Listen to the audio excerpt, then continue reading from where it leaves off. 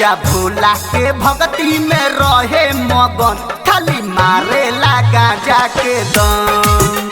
राजा भोला के भक्ति में रहे मगन, खाली मारे लगा जाके दम। जाने कहाँ से धैले अलाम, भांग पी के भकुआइले बलाम।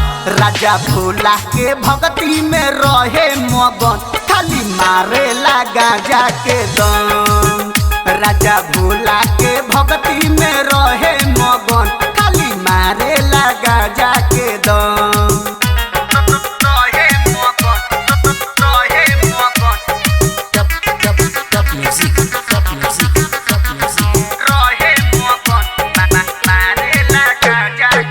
कहला यही से मिले ये नरजी, पिए तो हमारा के बाटे है मरजी। ए सखी कहला यही से मिले ये नरजी, पिए तो हमारा के बाटे है मरजी। होके ना समय बोल बोल बम, लेके सुत सिरहा नहीं चिलम। राजा भोला के भक्ति में रहे मगन, खाली मारे लगा जाके दम। राजा भोला के भक्ति में रहे मगन, खाली मारे लगा जाके दम।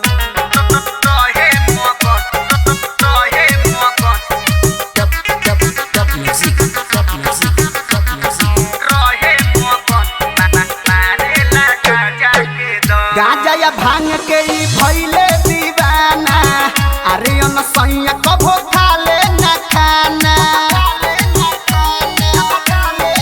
ए सखी गांजा या भांग के ई भइले दीवाना, अरे अन सैया कभो खाले ना खाना। जन जनम नाही रहतावे कम, सखी रहे भकुआइल हरदम।